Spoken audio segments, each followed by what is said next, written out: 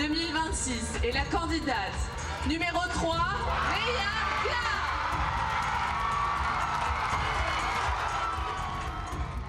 Leia Diar, tatato ia purutu te piti taua tini piti ahuru maono, maiti apihi ai napo nei pir ei mua, na piti taua tini whea mat i te tapapa tui te aru i tat aur a. Tura matapi o hei miri huri, tāna ia mo ap e, te puohur au te inei maitir ai te omuar a o te inei vea. I te pau te orar apuriti tei muri mai to te perheu te momero ap or arhei, pat uir ai te anir a atif atirir a hau whenua ia tata i hia te tapura fufu a, Wof ai te prektini mo te brother soni to naman au maururu ore e te pea toa no te terer a hupa i roto i to tato ne whenua. I motu ovini a awa i ritihia te whaiteter a te i te horua i roto i te ra au teiti e te tauromi maohi whanhor a te i no te hafof ai te operer ai te morawi a haupurur a i te tino e te ea o te veihohia mai e te mau tupuna. Te pupu ati mo pete te haru mai te ar amata mo i roto i te hoer a ati ia mo orea a huru maaf au mau pupu hoe o te au atu i roto i ai te inei tat aur ai tupu i te i mahana nei.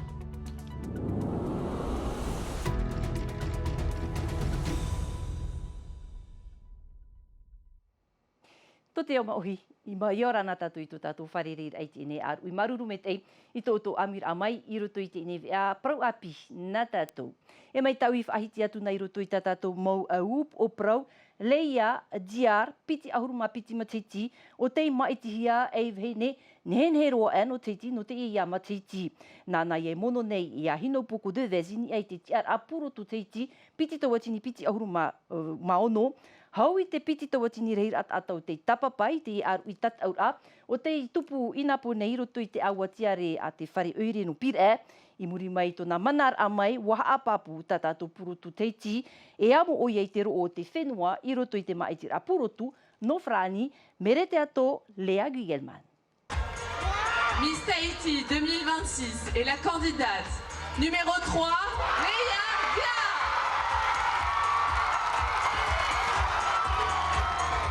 E ita te piti ahuru maono no tiunu ma Tahiti piti tautini piti ahuru maono e mo ihia, e Leia Diar. Aru i te ief aru of ahahui ai te whia pakipaki i roto i te awa o te whare oire no pir e, i te maitir au te purutu Tahiti. Ahuru rātou te i ma Tahiti Leia Diar te numera toro o oia te maitihia e purutu Tahiti ma Tahiti piti tautini piti ahuru maono. No te ief heine piti ahuru ma piti ana ma Tahiti noa tu tōna oa oai tirahei e reit hupa ohi e te mono i teo e purutu mai ahi no au poko Devez, purutu Tahiti e purutu no Frani. Tra rawa te aturi o Leia Diar i tāna moemoea. Wai te meit e iau, meit umuar aihua, e reit upa ohi no te mono i ahi no poko Devez. No ura, e mea tanu meit e te whai to teitei tāna i waiho mai. Wai te hua vau e tei me tanu te ie no u, wa tai mai au, e nā u ea mōra i te hei te i teime. O wai te rei tō u tēnei. E mai te pau te ni e te man oif ai nini te maitir aplotu no Frani e i te mo hia i te wahine Tahiti te pari e te whenua Frani i tāna aror a. E tauturo te mo wahine i rohia i te maiha aparuparu i te veir atamar i pi hia endometriose ma i tupu atu ahia i ai tōna mitua wahine.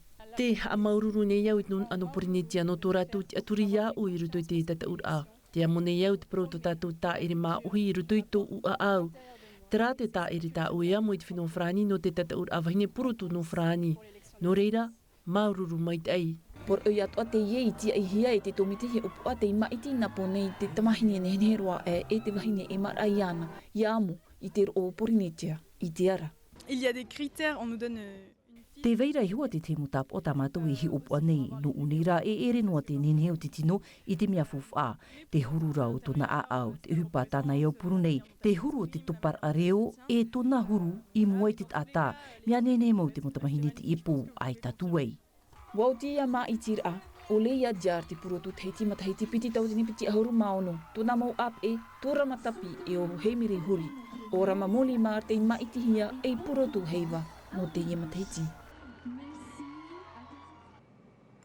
Tauhiro tātou I tātou tumu pro I tara i nani nei, wapat te pēr heo te momero, to te tawini huira atira, te tapura huira atira, tēnu atu te momero aitei pupu tō rātou, I te anira, mai roto mai te whaaterera hau whenua o ia hoi, ia here hia te tino moni te whaatahia no te mo upuar ararei, whainene hiara no te papat I te whare apuar ararei, aitei fofu ai aha aputu no hia I tino moni, te tanor amau ia whaahupa papuro hia, te mo tatarar au mai roto mai, ia sam teina ori. Ai tate mau reo te pupu a whanoti a e nawa e no te turu I te anir a te hau whenua I a tūr e te matei tipiti tautini piti ahuruma hi tūho e tūho au te tapura fofu a te hau whenua I te whaito maha ahuruma ho e miria whrane wa pat u ana roa te reira e te mau mero o te pupu tawini huiratira, tapura huiratira e te mau mero aita e tapura te ani nei rātou I te whatere a whenua e ia whaauhipahia te I fofu a no te haamama te hopoi a te nun a. Cette situation exceptionnelle des comptes du If a ihia te awhata te hauwhenua e te mo tute, tarara, na te nun a e aufau te I mo tute, e hopo I ar heite I no te huiratira I te mo mahana atoa, te ani nei mātou I te whatere a ia taui hia te whaadahor au, te tere rā fofu ai te whenua nei, wa tētātou I te awhar au tō rātou tei me whaatere ai te whenua, e mea ar hei atoa te fofu ai roto I te awhata te hauwhenua, mea haua if auhipai te e rahir amoni. Nous, on souhaite que le gouvernement revienne avec quelque chose de plus consistant. Wa man o te momero apora arhei I te hau whenua e mai te taua te mai tōwi wa whiwhiro te tere rā fofu au te whenua e ta e tau I te reira te mahana wa I te awhatamoni a te hau whenua e rave te I mo taui wira arhei te taui hoi ta te huira atira I maiti te mateitipiti tautini piti ahuruma toru ura. Trai no te puur ai ni ai te tumu pro I nā pone in e te tauana tirara, to te prekteni mo I te Broderson vovor ai tōna man au hepo e te pia ini ai te e whautira a te apor arhei. I tōna reo, nā roto I te uhupa I rawehia o nā puput o toru I tarahoi, e riro te whenua I te toparo ai roto I te whiwhi, e ati te mo te prauat ono te heiwatu arunui no patitiwha, piti tau atini piti ahuruma hitu, te reo te prekteni mo I te Broderson haruharu hia mai, e huri atua hia mai, e tauhiti tau Moussan. Ça a des incidences, évidemment, sur l'économie. Peut-être que certaines de ces entreprises... Tēnā ora te preteni Broderson, e riro te tei o te mo te te waiho I tarato mō rawe upa, vetei pā, te opani roa. Au-delà de ces entreprises... Whiwhi atu o te parau te whaanhor au te hewa tū arunui no patiti whai porne tianei. E I tat mō patur ai hamatahi ai rutuit mō eire, e o ti mai. Et là, je m'adresse au monde sportif, je m'adresse aux clubs bâtisseurs, je m'adresse aux communes pour lesquelles un certain nombre d'opérations sont engagées. Eh bien, avec ce qui a été fait ce matin, c'est tout cela qui est également compromis. Il y a également un impact. E I tātu atu mō tātā ir a ori rā patur ai rutuit mō whare hapi ir a e o ti. I tōna noa reo, e ere te ie te taimau rāwea no te tauturu te orar au te nun a. E perir a te ie nun te hawhiwhi I tātou wharawa ir a fofu a. Sabotage pur et simple de notre économie. I morea, I muri mai tōna tere mata I te ira ai te mo uhupai rawehiara, no te parurur ai te moana waha apapu te whaatere haunui, no te moana I te uhuparawa ai o Katrina Shabo, e whan o te opuar a apur a toa no Porinitia I te tauturumoni no roto mai te hauwhrani. Whaotir a iha apapu rohia e muri atu ai te mo tau ar apro pinepine, e te taatir a Coral Gardeners, mauha apapu a mere te ato, e ni ai te mo hoa a veitiare perer. I moorea, aita te motua e he opo anua hia, e whaapu atua hia ra rātou. Mai te mataiti piti tautini ahuruma au mai a tō te atir a Coral Gardeners, whaapur a I te motua no te whaora whaahau te moa au te ua hia, I muri te ahur au te rewa e te aviv ir a te tata. Whaanahor a fouf no te whaatere haunui Katrin Chabo, te wharerei te ye mo tino ohipa I te imhana maa anei. Yo mātou, te veira ho e awhatamoni whaatahia no te ohipa po e tino ora. Wāni au ia rātou e iriti I te mate te ohipa no te mo upuar a pāruru nei te aru te māriwa, e ia iriti at ohia te reira I te whenua no Porinitia. Mea nā reira mātou, nārtu I te rāwe ai tauturu I te mo upuar a mai te whaapur ai te motoa, e te whaapir ai te moa au no Porinitia. A e noa atu te ie prau api ua man au atu a te ie whaatere haunui e tauturu I te ie taatira ai a whaore tāna whaahupar ai te mo tauhi a orina in ai te mo whaapu toa, ho e whaahua rawe a no te paruru I te moana. I te rewa honoar i wa ai tawi rātou in ei te rawe ai whaahipa te mo taura mai te ia eno te rute mariwa no te mono i te mo taura urina. Wa whaahitia tū te whaatere haunui te rawe ia manuia atua ta rātou opuar a mai te peo e tuput a praur ai roto ia rātou e iana o re rātana mautata. No te haunui, te mara anua atura te mo opuar a pārurur a i te fof a moana i roto i te mo whenua hara moana. Tintau hia rei te whaatere a whenua e te nuna a ia a mui no te patu i te ho e ananai papu. He me tātou i teiti nei, i te i tapir amhana nei to te tātira o te whea i noho nei, i teiti i te atupura, i tāna tahira no te whaite, tō rātou man pat ui, i te opuara, haamaur a, i te ho e pū haaputur a, e tia aur a, i te momati ni teito, te mau tau a putuira nei, e te vea tura, pihia ekopol, i roto i tō rātou uire, piri te hanere rehir ato te amuiatu, nā re rāt o te tawana no te arapuhitia au te rā, e vetei o te momero ap ora uire, te mei te mon o te tawana Willy Sheng Sao, wiwihia e Lea Gugelman. Ta mano i me te upa e prono be no te upa prohia fatai rente mara peu mara huira mara bateri ta mara mo muhina e ere trane e fa o fano mano to rato e oro hoe apo e ham o te mo peu. E motu o vini whaa ina nei wa iritihia te whaiti te rā, whaatahia no te parau te rā au e te taurumi maohi. Rau te mōwha anhor ai tare na hia i roto i nga pitihepe tō mai haere me nei. No te haafof ai te operer āt o ai te ia fof ai veihuhia mai, e te mō tupuna no te aupuru i te tino i te ea, hauru atu wa ami atu o mai te moti ano te puma imir a Lui Malarde, no te ei tauini ai tarato mo titrotrur a tera mai te moha apapur aini, ei te moho o a tawirihia e something na ori. Tera, e tauromi paurua nani uhi tera mō wahi te uaua, no te whaaforo a tāmai. I muai te matau te mo manihini, te whaite neo Fabiola Tupana, ho e o te mohuru taurumir a, o tānei tā monuara i te rave. Peu haap i hia i tōna mo metua, e o tāna e hin aro, e opere. Ia tano mai te e terawe ani uhi ki tino e tera waua, manururo tratamari, tra ai tōne tōtonei, tra tōna tōtora e tēno atu te iawatea.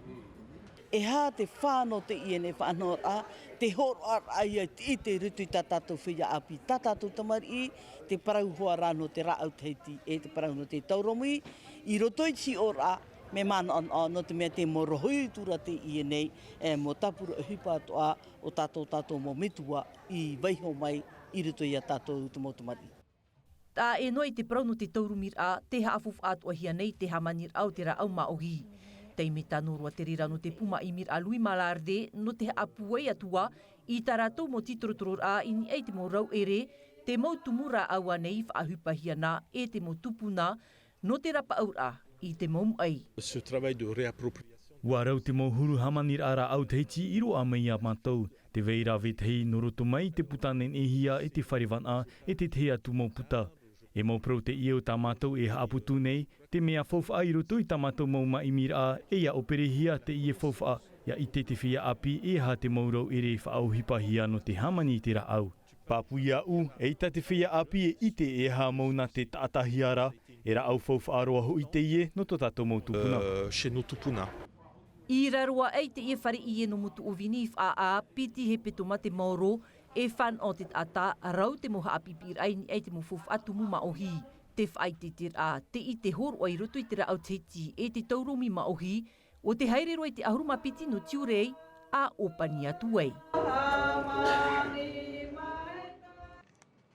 I te pau te tuaro, te ia hoer a te a whaati moorea, te i tupu i te mahana maa nei. Hoer a mai teiti, hoeti atu i moorea, whaahui mei ei, a huru mav au pupu hoe te i ravi, te rini whaarewar a, te pupu i a timo pete te haru mai te tiara a matamua, tumu prau te i hap ohia mai, e tauhiti tau niwa musan. No te mataiti, whaahui a te reini o te e hoer a tia ei te reini teito, e hoer a tau i te e hoe, mai teiti hare atu im orea, whaati ia ei meho, hei mai ei te heiti. E no te mataiti matamua, waupoti a mai te pupu a tim o pete, in ei te pupu aito te e hoer a Shell. Voilà, d'abord, félicitations à tous ceux qui ont rami aujourd'hui. Tēnā ora o hiti roa, hapopo nā moaroa i te taat o au te mopupu hoev a. Maururu at o ia shell no te maumemwer ai te roar au te hoer a. I tōna man au mea puwe ai tō rātou hina aro, i manu ia mai ei rātou i te mhana. Ia teine i rātou auput a mai ei, in ei te hoer a. Te mhana mā a ahuruma o pupu hoev a o no te i rawe trini whaariwar a, i pir e. Tēnā of ahora o hiti roa, mea mai te eiroa te rewa te mhana. Te hapahur a rātou im orea mea whaha enoa, nā haapitir a mai rātou, mea mani no te miti, i te hapaimar a mai rātou i te tuha ap i dig, rātou i te whaarurur ai te mata ai. Tim o pete te tiar a mata mua, shelf ai te tiar apiti, i te tiar atoru te pupu popora i te hoe mamu, e tā maunua te mo pupu i ta rātou mo whainenir a, no te hoer a, mono kai hoe. Tra, e hou tātou at a eroa atu e tere roa tātou i te motuno manihi, mai tā tātou e i te mauti te mo peiutar a freti te mo motuno te patua motu e whan oei, i te motauhi a, mau maa nei a rau te mo tau a. No reira ia tupuan a te teififini e te mo pei e taupupurua te orar au te huir atira, nā reira at o te tere a hupa a te mo wharetoa, wa imira rato i te tea tumorat e ano te areir a i mua i te i huru whiwhi, tra me te mo haapapur a merito mai i a mere te ato. I te teipa o te awa, wariro trape market e wharitua fufa no te huir atira. E mau tātai o rāra i trape tā mātou ia mauhoa ni pine te vea tu ara to te maumutu roa mai. Ia erean e rātou i te maa ai te oire, e hare mei rātou i te itsa o te reiti te tiota, tramo mea fufa. No te wha i te mau ep ei te maa e ere te mea ohie, i manhi te tūro o te mau tere o te pahi. Tēnia tā mātou mo tau hi ai a mariwa nui, te reit au te teime. Ia ore, e tu mātou i ai a mari stela o re rao dori, no te mau maaf atu e tu e hia. No te reit au te tata wariro te wharetoa e i rawe a papu no te wha amu i te utua whare. Heureusement, sinon ce serait pas facile, il faut attendre les bateaux toutes les semaines, toutes les 2 semaines. Aua e te veira te ye wharetoa, pauruat mo hepetoma mātou e tia i te teitei me whiwhihia te pahi. Mai te peu te veira e ho nā mātou te mo mā a hotu, te vea toa te patapa ari te pua atoro e te sa o atoa, whauwha aroa. Sao, oui, le sao, pour remplacer le pain. Ia orean e whraua na te crackers ia e mono. Inha, i te oire, te whaitoito nei o mami pot i te eu tāna whraua e toru teime roto i te hepetoma, no atu e mairi te pahi te teimo teime. No te whrawauta, e hi o mātou te tere au te mopahi, mai te pau e tairehia ona, e tape ai huaia mātou, hap oroa, e hoi mai ei rātou. I te momhana eur a whraua tei o oe, mahanere hariroa pēhanere whraua i te mahana. C'est un privilège d'avoir du pain ici au Tuamotu, et surtout du pain bien frais. Attends le bruit. S'il n'y a pas de pain, on mange le sao. Sinon, on fait des crêpes, quoi. On va au magasin chercher du sao, on fait des crêpes. Mai te wharetoa te rape market hariroa i te whare eur a wharaua, te ora nei o manhi iau i te mauterir a pahi. Te papu wariro te whare hoor a maa e i wahi whauwha no te whea no manhi. E nā te e tumu proef ahupiro i tatatu newe anoti e ne pō. Maruru mei te eitoto amir a mai. Roto noa am a te miti te vea reo whrani rautihi a mai e vei miti erlo. E whare rif ahu a tatu anan hei a pō i a mei te ruar anoti e arui. Te rwhai ar hei, parhena, i orana. E haa pururuhi a te ewe a, ini a i te tahua Natirara a Tino TV.